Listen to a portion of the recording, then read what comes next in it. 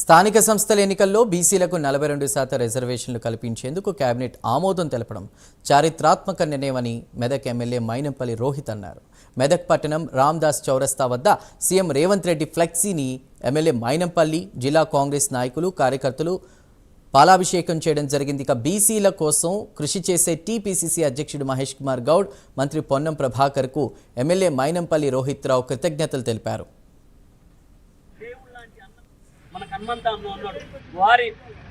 వారికి వారసునిగా వచ్చిన మన రోహిత్ గారు ఏంటంటే పేద ప్రజల గుండె చప్పుడే వారు ఆర్భాటాలకు పోకుండా ఈరోజు ప్రజల మధ్యలో ఉండి పనిచేయాలని మన మెదక్ జిల్లాకు పనిచేయాలని వచ్చింది. ఈరోజు వేలాది కోట్ల రూపాయలు వచ్చింది మర్చిపోయినారా? ఈరోజు మెడికల్ కాలేజ్ అంటున్నారు. మెడికల్ కాలతనంగా దొంగ చాటున తీసుకుపోయిన ఆఫీసులన్నీ కూడా వస్తుంటే వాళ్ళు ఓర్చుకోలేక ఈ రోజు తర్వాత మెదక్ అభివృద్ధి ఎలా జరుగుతుందో మళ్ళీ మర్చిపోతారనే విషయాన్ని గుర్తుపెట్టుకొని వాళ్ళు ఈ రోజు గోల్ పెడుతున్నారు. తర్వాత మా ఉనికి పోతారని చెప్తున్నారు. అందుకే వెనుక ఉండే సెకండ్ క్యాడర్ లీడర్లతో ఇబ్బంది లేదు, కానీ సెకండ్ క్యాడర్ టీఆర్ఎస్ కానీ బీజేపీ కానీ ఒకటి ఆలోచించుకోమని చెప్తున్నాం. పనిచేసే నాయకత్వాన్ని, పనిచేసే పార్టీలను, పనిచేసే నాయకుడిని ప్రోత్సహిస్తే మన మెదక్ ఈరోజు అభివృద్ధి చెందుకోవడానికి ఆస్కారం ఉండదు.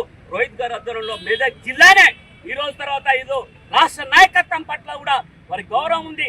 రాష్ట్ర నాయకత్వం కూడా వారి నాయకత్వాన్ని చూస్తుంది కనుక అందరూ వెనుక మా కాంగ్రెస్ పార్టీ రాహుల్ గాంధీ గారి నాయకత్వంలో, మల్లికార్జున ఖర్గే గారి నాయకత్వంలో, మరి మా గౌరవ ముఖ్యమంత్రి రేవంత్ అన్న గారి నాయకత్వంలో ఏదైతే చారిత్రాత్మకమైన నిర్ణయం తీసుకుందో మరి దానికి మరి మేమందరం కూడా కాంగ్రెస్ పార్టీకి మా పూర్తి నాయకత్వం కూడా మరి కృతజ్ఞతలు తెలియజేసుకుంటా ఉన్నాం.